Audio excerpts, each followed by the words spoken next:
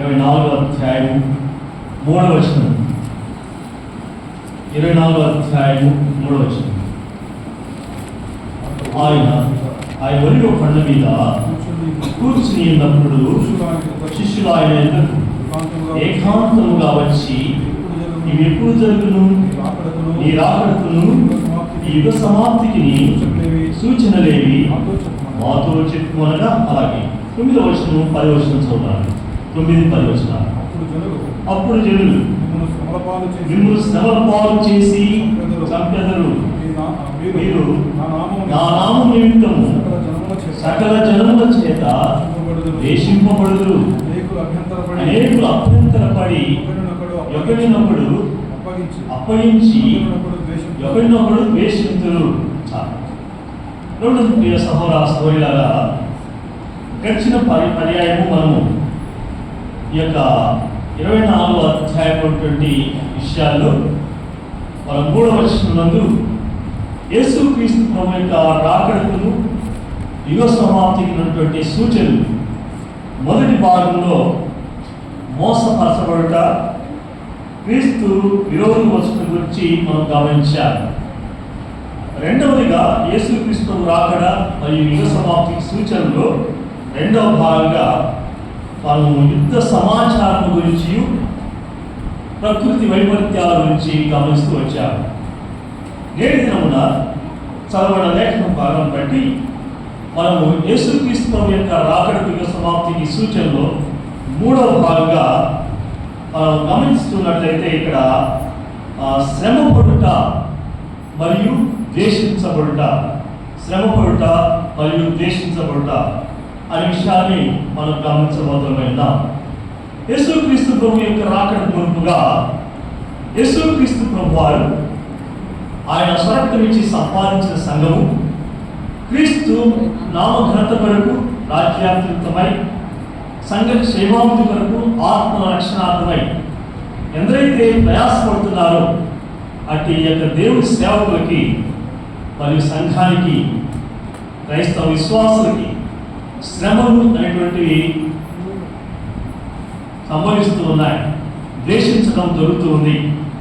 అయితే ఈ యొక్క భాగాన్ని మనం చూస్తున్నప్పుడు ఇంతగా ఈ శ్రమలు దేశము అనేటువంటిది జరుగుతూ ఉంటుండగా ఈ యొక్క మానసికంగాను, భౌతికంగాను, అలాగే ఆర్థికంగాను దేవుని యొక్క సేవకుని వారు అటాక్ చేస్తున్నట్టుగా మనం గమనించాలి.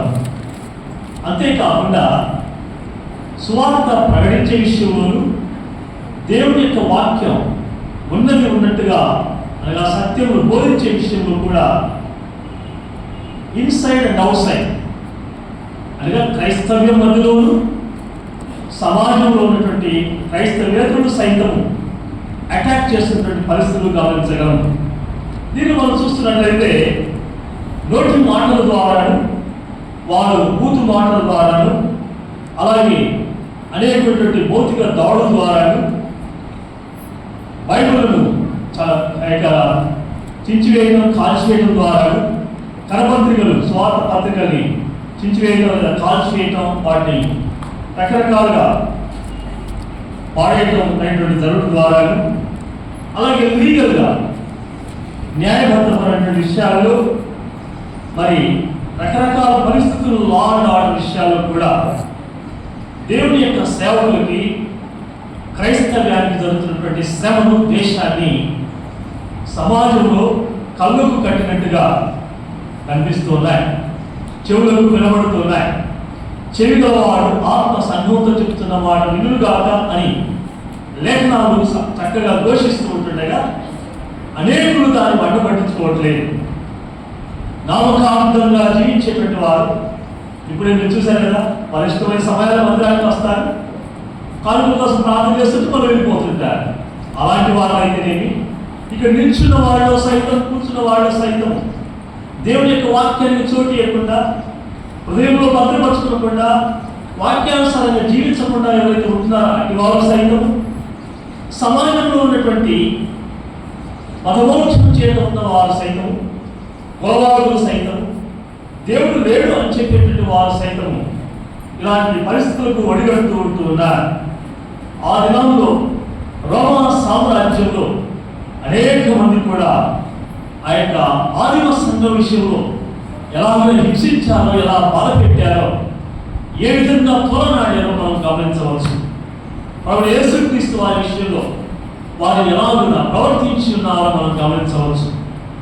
అలాగే నేటి దినాల్లో కూడా మన ముందున్నటువంటి అపోస్తలుల విషయంలో అదే జరిగింది. నేటి దినాల్లో కూడా దేవుని యొక్క సేవకుల పట్ల, క్రైస్తవుల పట్ల లేదా క్రైస్తవుల పట్ల విరోధముగా ద్వేషించడం జరుగుతూ వస్తుంది. ప్రభుత్వ మీద ఇవన్నీ ఎలా ఎందుకు జరుగుతూ ఉన్నాయి? మన ఆది కాలం నుంచి గమనిస్తున్న కొన్ని మాత్రం నేను మీ దృష్టికి తీసుకురావాల్సిన ఆలోచిస్తున్నాను. యోసేపు విషయంలో తన తండ్రికి అక్కడ జరుగుతున్నటువంటి సంఘటనని, అన్నదమ్ముల మధ్య జరుగుతున్న పరిస్థితిని ఉన్నట్టుగా తెలియజేయడం ద్వారా ఆనాడు సొంత అన్నదమ్ములే, సొంత అన్నలే, అప్పుడు చిన్నవాడు వెళ్ళాను, సొంత అన్నలే ఏం చేశారు? సహోదరులు పడిన వారిని యోసేపు పట్ల కక్ష కట్టారు, యోసేపు పట్ల అమానుషంగా ప్రవర్తించారు, యోసేపును శ్రమ పాలు చేశారు, యోసేపును ద్వేషించారు, యోసేపును గుంతలో పడేశారు, యోసేపును అమ్మివేశారు.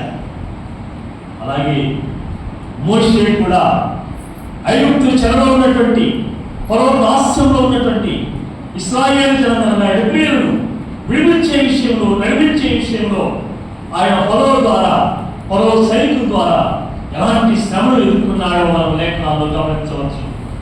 ఇలా దావీదు విషయంలో మనం చూసినట్లయితే దావీదు దేవునికి ఇష్టానుసారమైన మనుషులుగా జీవిస్తూ ఉంటుండగా దేవుని యొక్క చిత్తం నెరవేర్చాలని అభిషేకించబడిన వాడిని ఏమాత్రం కూడా హాని తలపెట్టబడదని ఆలోచిస్తున్న సమయాల్లో సౌలు అయితేనేమి, తన కడుపులో పుట్టినటువంటి అబ్షాలోము కుమారుడు అబ్షాలోము అయితేనేమి, దావీదుకు పట్టినటువంటి ఆయన సంఘటన విధానాన్ని, ఆయన తరుముకున్న విధానాన్ని, ఆయన వెంబడించిన విధానాన్ని, ఆయన ఎలాగ ద్వేషించారో, ఆయన ఎలా సంబంధించారో మనం లేఖనాల్లో ఎదుగు.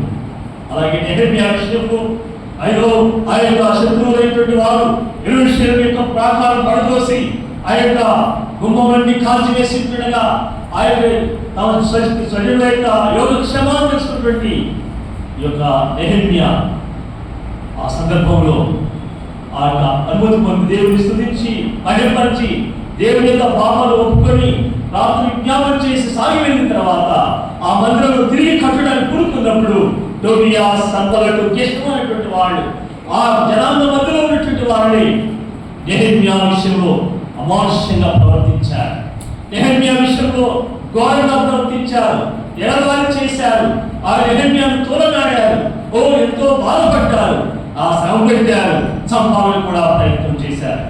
అలాగే ఇర్మియా విషయంలో దేవుడు సెలవిచ్చినటువంటి ఆ మహత్తుగలైనటువంటి వాక్కుని, ఆ ప్రవచనాన్ని ఇశ్రాయేలు జనాంగానికి, యూదా జనాంగానికి ప్రకటన చేస్తుంటే ఆనాటి రాజులు ఆ యొక్క ఇర్మియా ప్రవక్తని ఘోరంగా హింసించారు. ఇదిగో నీరు లేని గోతుగా పడవేశారు, ఎక్కడ ఏమి లేనటువంటి అందుబాటు లేనటువంటి ఆ యొక్క చెరలో నుంచి ఉన్నాడు, హౌస్ అరెస్ట్ చేశారు. అంత ఘోరంగా ప్రవర్తించాడు ఆ ఇర్మియా. ఇదిగో యెరూషలేము కొరకై, అనగా యూదా కొరకై, ఇశ్రాయేలు కొరకై కన్నీటి ప్రార్థన చేస్తూ కన్నీటి ప్రవక్తగా పేరొందిన వాడుగా ఉంటూ ఉన్నాడు. ఇలా ఉంటూ ఉండగా శ్రమలనేవి నాటి నుంచి నేటి వరకు కారణమిస్తూనే ఉంటున్నాయి. బాప్తిస్మం నుంచి యోహాను హేరోని ఉంచుకుంటున్న చేసి అయ్యా ఆయన తప్పునాయన అని ఖండించినందుకు ఆ రహస్యంగా ఉన్నటువంటి హేరోదియని అవకాశాన్ని చేతికించుకుంటూ ఆ యొక్క యోహానుని చెరలో వేయించి యోహాను యొక్క తలను కొట్టించింది. ఎంత దుర్మార్గురాలో ఒక్కసారి గమనించాలి. కాబట్టి ఆ యొక్క దూతగా ముందుగా పంపబడినటువంటి బాప్తిస్మం యోహాను ఇలా శ్రమపట్టబడ్డాడు, సాక్షి ఉన్నాడు. అలాగే అపోస్తున్నటువంటి వారు కూడా ముందుగా మనం చూసినట్లయితే యేసుక్రీస్తు ప్రభువారు తన దైవత్వాన్ని రుజువుపరుచుకుంటూ పరలోక రాజ్యాన్ని గురించి తెలియజేస్తుండగా, అనేక మహత్కార సూచక్రియలు జరిగిస్తుండగా, అనేక మంది స్వస్థపరుచుతూ ఉంటుండగా, ఇదిగో సత్యం ఉన్నట్టుగా బోధిస్తూ ఉంటుండగా ఆనాటి అసూయపూర్వమైనటువంటి మోషే ధర్మశాస్త్రాన్ని మాత్రమే ఎరిగి దాన్ని ఉన్నట్టుగా చెప్పినటువంటి శాస్త్రులు, దేశదారులైనటువంటి పరిసయ్యులు, పునరుత్థానంలో చెప్పినటువంటి సదుకాయులు యేసుక్రీస్తు మీద కక్ష కట్టి ఉన్నారు. యేసుక్రీస్తుకు విరోధంగా రాముని చంపాలనుకున్నారు. ఆయన నిలుగుతూ వచ్చారు. చివరికి ఆయన సెలవు మూసలమని అన్యాయంగా తీర్పు తీర్చినట్టు చేసి ఆయన చంపించారు. అపోస్తలులు 12 మంది కూడా, వాళ్ళు 11 మంది వివిధ దేశాల్లో సిలువలో క్రీస్తును ప్రకటించడానికి, తాను క్రీస్తుకు సాక్షులు ఉండడానికి, అనేక మంది నశించుకోకుండా వారు రక్షించబడాలన్నటువంటి తాపత్రం చేత యేసుక్రీస్తును కలిగిన హృదయభారాన్ని వారు కలిగి ఉండి వారి కొరకు కన్నీటి ప్రార్థన చేసి విజ్ఞాపన చేసి, ఇదిగో వారు ఆ యొక్క జీవాత్మను చేపట్టుకుని లోకమందు జ్యోతుల వలె కనబడుతూ ఆ జ్యోతులను ఎవరి యొక్క ఆత్మ ఎలా పెట్ట దీపంగా వాటిని వెలిగించడానికి ప్రయత్నం చేయగా వాటిని కూడా చంపివేస్తూ వచ్చారు. ఏమిటండి ఈ శ్రమలు, ఏమిటండి ఈ బాధలు? దేవా, ఇదిగో మనం గమనించండి పిల్లరా, నేటి కాలంలో కూడా మనం గమనించగలం. పాడాల పెట్టుకు వారు కావచ్చు, లేకపోతే ఇంకా ఎంతమందో కావచ్చు, ఎంతో మంది విషయాలు నేటిన సంఘాల్లో కూడా సత్యవాక్యము సరిగా ఉపదేశిస్తే ఎవరో కాదు, ఆ యొక్క శాస్త్రం లాంటి వారు, పరిశీలి లాంటి వారు, సర్దుకాయలు లాంటి వారి ఇలాంటి వారికి గుడిగట్టు ఉన్నారు. బయట అన్ని జనాంగము ఆ యొక్క క్రైస్తవేతరైనటువంటి వారు వారి వడగట్టడంలో ఇక విశేషమేముంది? అయితే ఇలాంటి పరిస్థితులు ఉంటూ ఉండగా మనం దేవుని యొక్క వాక్యాన్ని చూస్తున్నప్పుడు ఇక్కడ క్రీస్తు యొక్క రాకడ ముందుగా ఎన్ని సూచనలుగా కనబడుతూ ఉంటున్నాయి. పిల్లరా, ఈ యొక్క దేవుని యొక్క మహిమార్థమై ఎందరైతే దేవుని సేవ జరిగిస్తున్నారో, ఎందరైతే దేవుని మహిమార్థమై దేవుని కొరకు దేవుని బిడ్డగా జీవించాలని క్రీస్తులకు సాక్షులుగా ఉన్నటువంటి క్రైస్తవులుగా ఉంటున్నారో అలాంటి వారికి ఏం జరుగుతుందో 9వ వచనం చూసండి. అప్పుడు జనులు మిమ్మును శ్రమల పాలు చేసి చంపెదరు. ఏం చేస్తారట? ఎవరైనా జనులు, జనులను యూజ్ చేయబడినటువంటి పదం ఇది. ఈ జనులు అనేటువంటి మాటలో స్పెసిఫిక్ గా చూసినట్లయితే శాస్త్రులు పరిచయం సదువుకొని ఉంటున్నారు, మరొక అన్యులైనటువంటి వారు, సమరలాంటి వారు ఉన్నారు. ఇంకా కొరమైనటువంటి క్రైస్తవులు అనేటువంటి నామకాతులు ఉంటున్నారు, క్రైస్తవులు కానటువంటి క్రైస్తవేతరులు ఉంటున్నారు, కులవాదులు ఉంటున్నారు, మతోన్మాదులు ఉంటున్నారు, సామాజిక విలువలైనటువంటి వారు ఉన్నారు, ఆధ్యాత్మిక విలువలైనటువంటి వారు ఉన్నారు, భక్తిలో రక్తి కట్టించే వారు ఉన్నారు, ప్రవర్తనలో భ్రష్టత లేని వారు ఉన్నారు. ఇలాంటి వారందరూ కూడా శ్రమల పాలు చేసి చంపుతున్నారు, శ్రమల పాలు చేసి చంపుతున్నారు. ఇది న్యాయమా? ఇది న్యాయమా? సరే, ముందుకు రండి. ఇదిగో మీరు నా నిమిత్తము సకల జనముల చేత ద్వేషించబడరు. ఎవరి నిమిత్తమట? ప్రభువు యేసుక్రీస్తు యొక్క నామము నిమిత్తమై సకల జనముల చేత. Wherever you go, enter the world.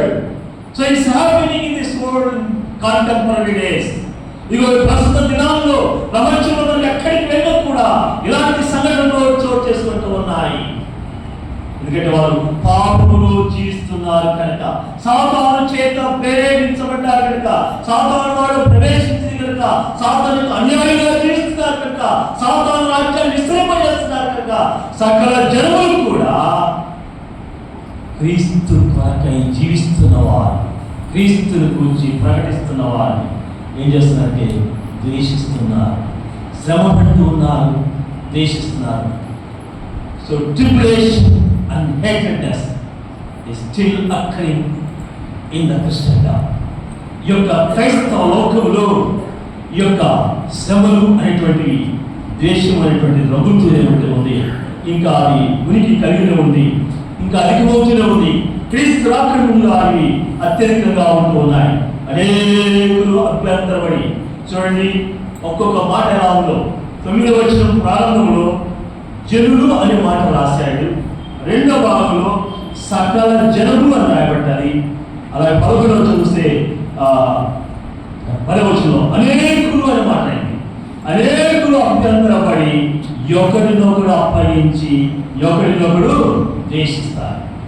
అనేకులు ఒకరినొకరు అప్పగిస్తారు. దానికి ఎవరో అక్కర్లేదు. ఎవరట? యేసుక్రీస్తు ప్రభు యొక్క శిష్యుల్లో 12 మంది అపోస్తలుగా నియమిస్తే వాళ్ళు ఒకరైనటువంటి ఇస్కరియోతు ఏం చేశాడండి? అభ్యంతరపడ్డాడు. ఆ ఇస్కరియోతు ఏం చేశాడండి? సాతాను చేత ప్రేరేపించబడ్డాడు, సాతానుకు చోటిచ్చాడు. మీరు అపవాదికి చోటు ఇవ్వకుని లేఖనాలు చెప్తుంటే సాతానులో ప్రవేశించిన రాయబడింది. సాతాను చేత రేపబడ్డాడు. మత పెద్దల చేత, ప్రధాన యాజకుల చేత, శాస్త్రుల చేత ఒడంబడిక చేస్తున్నటువంటి వాడు. అప్పగించాడు, తర్వాత ఏం చేశాడు? ద్వేషించాడు.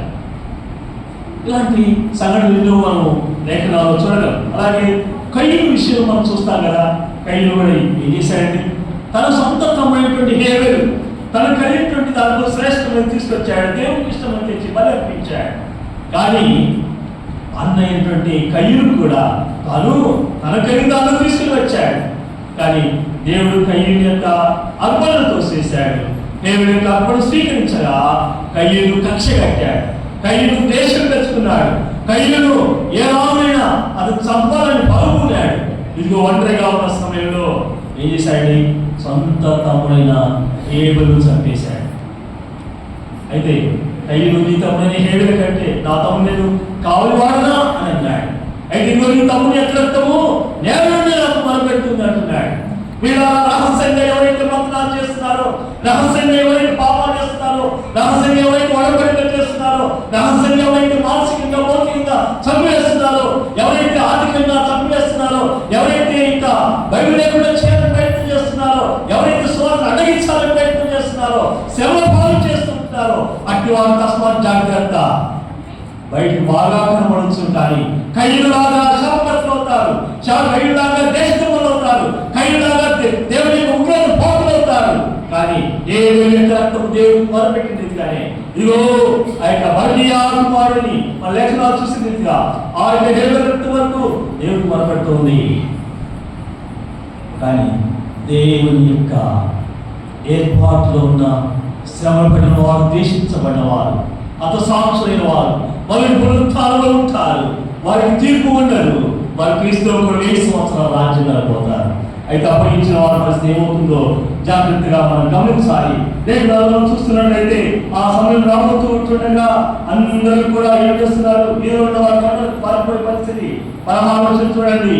ఇంటి మీద ఉండేటువంటి వాడు తన నుండి ఏదైనా తీసుకుపోవడం దిగకూడదు అంటున్నాడు. పారిపోవాల్సిన పరిస్థితి వస్తుంది, దిగిపోవాల్సిన పరిస్థితి ఏర్పడతాం, దిగకూడదు అంటున్నాడు. పొలంలో ఉండే వాళ్ళు బయట తీసుకుపోవడం ఇంటికి రాకూడదు అంటున్నాడు. అయ్యో 19 చూడండి. ఆ దినంలో గడ్డలకును, తర్వాత మీరు చూసినట్లయితే పాలించు వారికి శ్రమ అంటున్నాడు. ఎవరికి శ్రమ అంట? గడ్డలకును పాలించు వారికి శ్రమ. ఇలా ఈ మాట వింటున్నప్పుడు చాలా బాధకరమైన విషయాలు. ఎందుకంటే ఇదిగో ఆ యొక్క కొండలు ఎదురంటు ఆ కొండలు పారిపోవచ్చేమో, పారిపోవాలంటున్నాడు. పొలంలో ఉంటున్నారు, ఇంటి మీద ఉంటున్న వారు పారిపోవడానికి వారు ప్రయత్నాలు చేయొచ్చునేమో, కానీ మరి గర్భిణులు పాలించేవారు అలాగే పారిపోవాలి. చాలా బాగా వేదన కదా. ఒక్కసారి వాళ్ళ గురించి ఆలోచిస్తున్నప్పుడు అయ్యో అలాంటి సంగతి చోటు చూసుకోకుండా ఉంటే బాగుండేది అని అనుకుంటా. అందుకే అంటున్నాడు వచనంలో, అప్పుడు మహాశ్రమ కలుగును కనుక మీరు పారిపోవుట చలికాలమందైనను విశ్రాంతి దినమందైనను సంభవింపబడాలని ప్రార్థించుడి. మహాశ్రమ కలుగబోతుంది. శ్రమలు, మహాశ్రమలు, ట్రిబ్యులేషన్ అండ్ గ్రేట్ ట్రిబ్యులేషన్. శ్రమలు, మహాశ్రమలు కలగబోతున్నాయి. మీరు నవ్వాలని మాట్లాడడం బయటకు దయచేసి. Don't disturb, don't give the room to Satan. This is the presence of the Lord. This is the God's word. దేవుని వాక్యం. ఏం చేస్తున్నాను? తమాషాలా మీలో డిస్టర్బ్ చేయడానికి? వీళ్ళ గమనించండి. శ్రమలు, మహాశ్రమలు ఉండబోతున్నాయి. కాబట్టి ఒకనొక దినమున ఎదుర్కోబోతున్నారు. అవి సంభవించమని చలికాలమందైనను విశ్రాంతి దినం సంభవింపబడాలని ప్రార్థించాలి. So remaining all the Christian believers has to pray. మిగిలినటువంటి క్రైస్తవ విశ్వాసాలందరూ కూడా ఈ గర్భిణీ స్త్రీలు, పాలించు కలులు వారు పారిపోలేటువంటి పరిస్థితి కనుక అది చలికాలంలో, విశ్రాంతి కాలంలో సంభవించకుండా ఉండాలని ప్రార్థించవలసిన వారిని ఉన్నాం. లోక సృష్టి మొదలుకొని ఈ వరకు అట్టి శ్రమ కలుగలేదు, ఇక ఎప్పుడూ కలుగబోదు.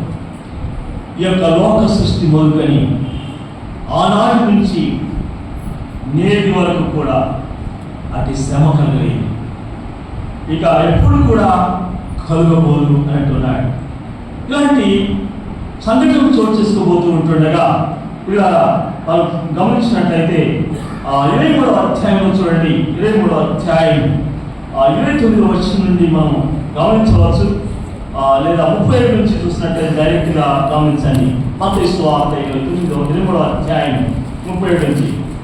అందువలనే మీరు ప్రవక్తలు చంపిన వారి కుమారులు ఉన్నారని మీ మీద మీరే సాక్ష్యము చెప్పుకొచ్చు ఉన్నారు. మీరు మీ పితరుల పరిమాణం పూర్తి చేయండి. సర్పములారా, సర్ప సంతానమా, నరక శిక్షను మీరు ఎలా తప్పించుకుందరు? అందుచేత నేను మీ యొద్దకు ప్రవక్తలను, జ్ఞానులను, శాస్త్రులను పంపుతున్నాను. మీరు వారిలో కొందరిని చంపి సిలవేయి, కొందరిని సమాజ మందిరంలో కొడాలతో కొట్టి పట్టణం నుండి పట్టణములకు తరుము. నీతిమంతులని హేబెలు రక్తం మొలుకొని బలిపీఠములకు గర్భాలకు మధ్య మీరు చంపిన బల్కియా కుమారుడు జకరియా రక్తం వరకు భూమి మీద చిందింపబడిన నీతిమంతుల రక్తమంతయు మీ మీదికి వచ్చును. ఇవన్నీ ఈ తరం వారి మీదికి వచ్చునని నిశ్చయంగా మీతో చెప్పుచూ ఉన్నాను. యెరూషలేమా, యెరూషలేమా, ప్రవక్తలు చంపుచు నీ ఎద్దుకు పంపబడిన వాడిని రాళ్ళు తొలుగుచు ఉండుదానా? కోడి తన పిల్లల రెక్కల కిందకి ఎలా చేర్చుకున్నాం, అలాగే నేను మీ పిల్లలు ఎన్నో మాలు చేర్చుకున్నట్టు కానీ మీరు వల్లకపోతే ఇదిగో మీ ఇల్లు మీకు విడబడినది. ఇది మొదలుకొని ప్రభు పేట వచ్చు వాడు స్థితింపబడు కాక మీరు చెప్పు పర్యంతము నన్ను చూడని మీతో చెప్పుతున్నా. మీరు అడిగి వచ్చిన బాగా మీరు చూసినట్లయితే అంటాడు, అయ్యో వేషధారుల శాస్త్రులారా, పరిసయ్యులారా అన్నారు. ఏం చేస్తున్నారు మీరు? ప్రవక్తల సభలు కట్టించుతున్నారు, నీతిమంతుల కోరికలను శృంగారించుతున్నారు. మనం మన పితరుల దినములలో ఉండిన ప్రవక్తల మడ విషయంలో వారితో పాలివారమై ఉండకపోదు అని చెప్పుకుంటూ ఉన్నారు. చూడండి, మీరు కూడా దేవాలయంలోకి సమాజంలో వచ్చేవారే. ఈ శాస్త్రులు అయితే వారు ధర్మశాస్త్రం బోధించేవారే, పరిసయ్యులు కూడా వారు కూడా భక్తి కలిగిన వారే. కానీ వాడు వేషధారు సమాలను కట్టించేటట్టు వారు, గోళీలను శృంగారించేటట్టు వారు. ఈరోజు భయపడి భక్తి కలిగిన వారు అంటున్నారు, కానీ దేవుని యొక్క శక్తిని ఆశ్రయించట్లేదు. నిజమైన భక్తి ఉండట్లేదు, దేవుని దృష్టి పవిత్రమైన భక్తి లేదు, సంపూర్ణమైన భక్తి లేదు, యథార్థమైన భక్తి లేదు. ఇది విలువలైన భక్తి ఉంది. ఆధ్యాత్మిక విలువలు కోల్పోతున్నారు, నైతిక విలువలు కోల్పోతున్నారు, సామాజిక విలువలు కోల్పోతుంటున్నారు, దేవుని మరుగుపరచలేకపోతున్నారు, దేవుని కనబరచలేకపోతున్నారు.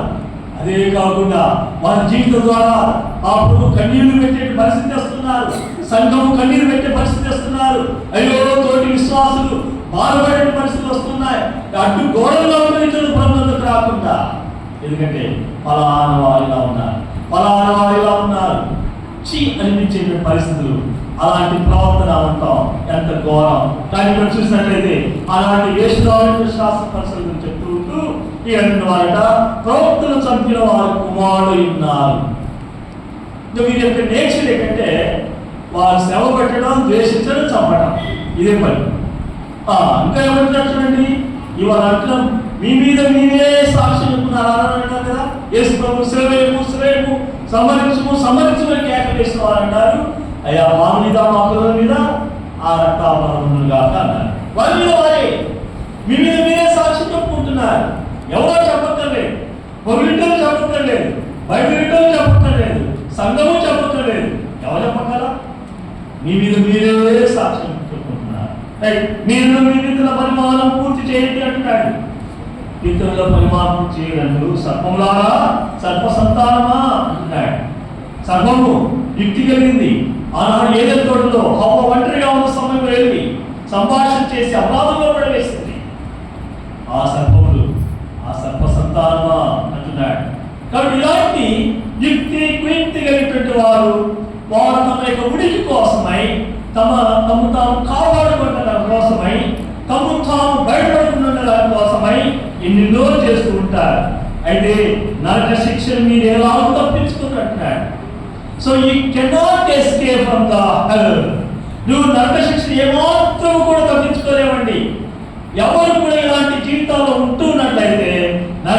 తప్పించుకోలేరు. ఈనాడు ఎందరైతే సంఘాన్ని హింసిస్తూ ఉన్నారో, ఈనాడు ఎందరైతే దేవుని యొక్క సేవకు పంపుతున్నారో, ఈనాడు ఎందరైతే దేవుని యొక్క సేవకులు జైలు పెడుతున్నారో, ఈనాడు ఎందరైతే శ్రమ పెట్టు అనేక రకాల బాధ పెట్టు ఉంటున్నారో, అలాంటి వారు మాత్రం నరకానికి పోవడం తథ్యం, నరక శిక్ష అనుభవించడం తథ్యం. రైట్, ఇక్కడ చూడండి, ఇదిగో ఒక అంటున్నాడు, సర్వసంతానమా నరక శిక్షను మీరు ఎలా తప్పించుకోగలరు? మీకున్న భక్తి చేత తప్పించుకోగలరా? మీకున్న యుక్తి చేత తప్పించుకోగలరా? మీకున్న జ్ఞానం చేత తప్పించుకోగలరా? మీకున్న హోదా చేత తప్పించుకోగలరా? మీకున్నటువంటి డబ్బు చేత తప్పించుకోగలరా? మీకున్నటువంటి బలుగు చేత తప్పించుకోగలరా?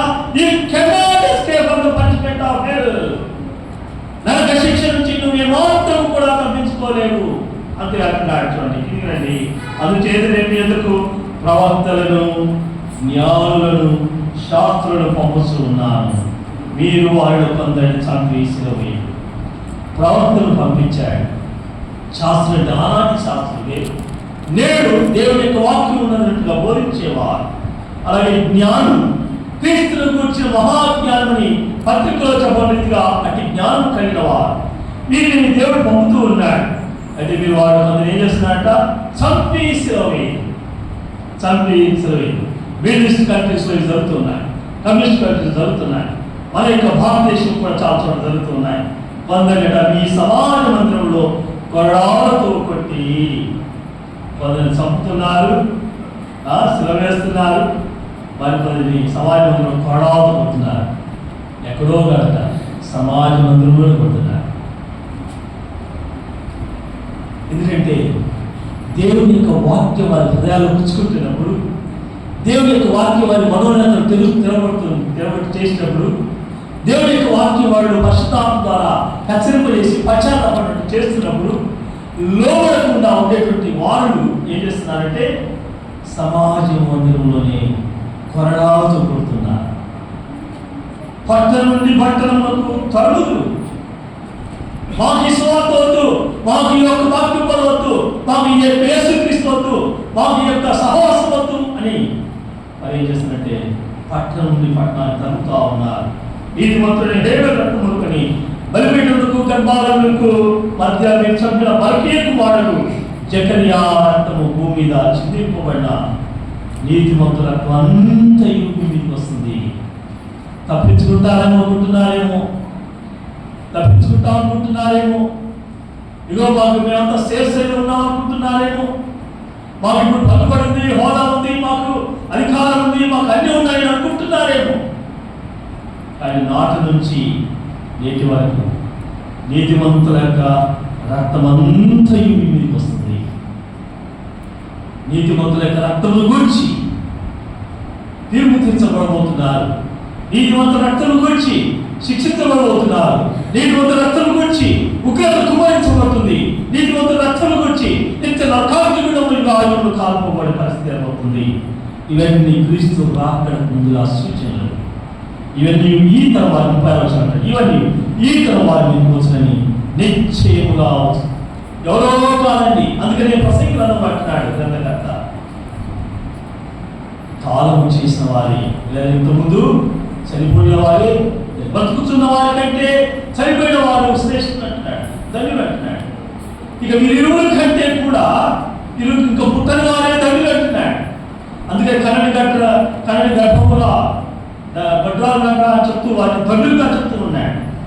ఎందుకంటే ఈ తరం వారు ఈ లోక మర్యాదను అనుసరిస్తున్నారు. ఈ తరం వారు ఈ లోక ఆచారాలను అవలంబిస్తున్నారు. ఈ తరం వారు పరివర్తన లేని వారు ఉంటున్నారు. ఈ తరం వారు సరైనటువంటి మర్యాద క్రమం లేని వారు ఉంటున్నారు. ఈ తరం వారు స్వార్థకు లోబడి వారు ఉంటారు. ఈ తరం వారు వాక్యం చేత జీవితాన్ని దిద్దుబాటు చేసుకోవడానికి ఇష్టపడలేదు. ఈ తరం వారు సంఘ కోరికలు సరిగ్గా ఆర్పణిస్తూ ఉన్నారు. ఈ తరం వారు కొన్ని కాలం చేస్తే సరిపోతుంది అనుకుంటున్నారు, కానీ జీవితంలో మార్పు లేదు. ఈ తరం వారు నేను వస్తున్నాం కాబట్టి కాలు వేసుకుంటే చాలు అనుకుంటున్నారు. ఈ తరం వారు మనలో బాగుంటే చాలు, నేను నలుగురికి కనబడతాను అనుకుంటున్నారు. కానీ జీవితంలో పరిశుద్ధత లేకపోతే, జీవితంలో నీతి న్యాయం జరిగించకపోతే, జీవితంలో దేవుని యొక్క వాక్యానుసారంగా జీవించకపోతే, ఈ తరం వాళ్ళు ఈ యొక్క దేవుని యొక్క వాక్యం చేత క్రీస్తు సారూప్యంలోకి మలచబడకపోతే, క్రీస్తు పోలిక పురికిపుచ్చుకోకపోతే, ఇదిగో ఏం జరుగుతుందంటే వారందరికీ కూడా ఈ శిక్ష రాబోతుంది. ఆ నీతిమంత రక్తమంతా ఇప్పుడు మీకు రాబోతా ఉంటుంది. మీరు నరకాగ్నిను ఎలా తప్పించకూడదు అని అంటూ ఇక నిశ్చయంగా చెప్తున్నా అంటున్నాడు. పిల్లలు చాలా అంశాలు ఉంటున్నాయి, కానీ నాకు ఇచ్చిన సమయం 11 ఇచ్చారు కాబట్టి చాలా స్పీడ్గా 10 నిమిషాలు కట్ చేయబోతున్నాను. లైక్ ఇలా ఉంటుండగా అపోస్తల కార్యం 11వ అధ్యాయం 16 ఆలోచించండి. 1 చాలా చెప్పి ముగిస్తాను. పెద్దలు ఒకవేళ ఆలోచన చేసి విజ్ఞాపనలో తర్వాత ఈ యొక్క ఆరాధన కార్యక్రమం ఎంత సమయము తర్వాత పైన వేసి ఎంత సమయం ఆలోచిస్తే చాలా బాగుందని తలుస్తున్నాను. లైక్ అపోస్తల కార్యం 11వ అధ్యాయం 16 వచ్చింది. 11-16